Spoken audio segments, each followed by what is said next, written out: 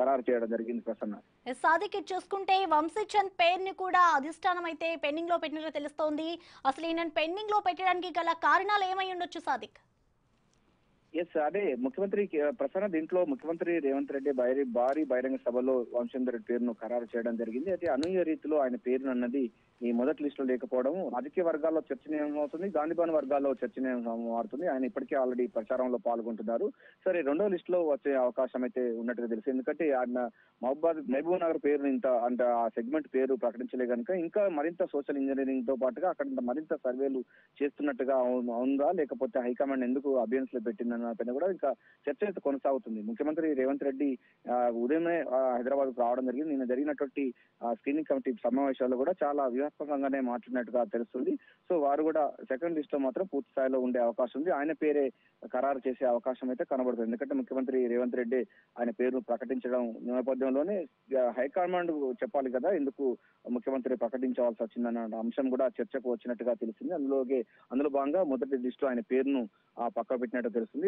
తర్వాత screening committee మరోసారి కూడా ఈ అంశం పైన పరిశీలించిన తర్వాత ఆయన పేరును ప్రకటించే అవకాశం అవుతుంది. ఏదైతే కాంగ్రెస్ పార్టీ హైకమాండ్ విడుదల చేసినటువంటి పేర్లను మాత్రమే ఉంటుంది. కానీ అందుకు కాస్త భిన్నంగానే ముఖ్యమంత్రి రేవంత్ రెడ్డి ప్రకటించడం కూడా హైకమాండ్ కాస్త ఆచితూచి వివరించినట్టుగా మనకు ఈడ అర్థం చేసుకోవచ్చు ప్రసన్న. అందులో భాగంగానే ఆయన పేరును ప్రకటించకపోవడం అన్నది రాజకీయంగా ప్రాధాన్యత సంతరించుకుంది. అదేవిధంగా గాంధీభవన్ వర్గాలు కూడా ఇదే మాట్లాడుకుంటున్న సందర్భం ఉంది. ముఖ్యమంత్రి రేవంత్ రెడ్డి ఆయన పేరును ప్రకటించడం జరిగింది, అయినప్పటికీ ఆయన మొదటి లిస్ట్ అనే పేరు రాకపోవడం ఏంటని కూడా వాళ్ళు ప్రశ్నిస్తున్నారు.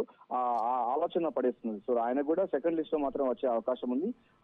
ఆ మేరకు కూడా ముఖ్యమంత్రి రేవంత్ రెడ్డి పావులు కలుపుతున్నట్టుగా తెలుస్తుంది. ఆయన ఎక్కువ స్థానం దాదాపు 10 నుండి 16 పార్లమెంటు సెగ్మెంట్ లో గెలుచుకునే లక్ష్యంగా వ్యూహాత్మకంగా ముందుకు పోతున్నటువంటి రేవంత్ రెడ్డి ఆ అభ్యర్థుల ఎంపిక ఖరారు పైన కూడా సోషల్ ఇంజనీరింగ్ తో పాటుగా బలమైన నాయకులు, అదేవిధంగా ఆ ప్రాంతానికి సంబంధించినటువంటి స్థానిక పరిస్థితుల అనుగుణంగా అభ్యర్థుల ఎంపిక అన్నది జరుగుతున్నట్టుగా ఈ నలుగురు యొక్క మొదటి లిస్ట్ లో నలుగురు పేరు అన్నది మనకు స్పష్టంగా అర్థమవుతుంది. సో సెకండ్ లిస్ట్ లో వంశీచంద్ పేరు దాదాపు ఖరారయ్యే అవకాశం ఉంది. అది ఢిల్లీ హైకమాండ్ నుంచి వచ్చిన తర్వాతనే ప్రకటించాల్సిన అవసరం ఉంటుంది కనుక ముందుగా ప్రకటించలేదనే అభిప్రాయం కూడా ఉంది. సో ఏదైనప్పటికీ ఆయన పేరు సెకండ్ లిస్ట్ లో వచ్చే అవకాశం ఉన్నట్టుగా అయితే గాంధీభవన్ వర్గాలు చెప్తున్నాయి. ఏదైనప్పటికీ మొదటి లిస్ట్ లో ఈ నలుగురు పేరు మాత్రమే ప్రకటించలేదు. రాష్ట్ర వ్యాప్తంగా 17 పార్లమెంట్ నియోజకవర్గాలు ఉన్న నేపథ్యంలో నలుగురు పేరు మాత్రమే ప్రకటించామన్నది ప్రాధాన్యత సంతరించుకుంది. నేడు అంటే రేపు ఎల్లుండి ఈ 3 రోజులలో మరో 2 లిస్టు ప్రకటించడానికి ఆస్కారం ఉంది. ఎందుకంటే ఎన్నికల షెడ్యూల్ కంటే ముందుగానే పూర్తి స్థాయిలో కూడా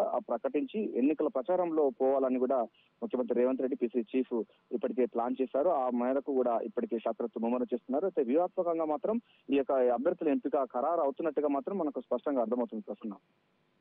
మనం చూస్తే ప్రెసెంట్ కాంగ్రెస్ అయితే ఇక్కడ తెలంగాణ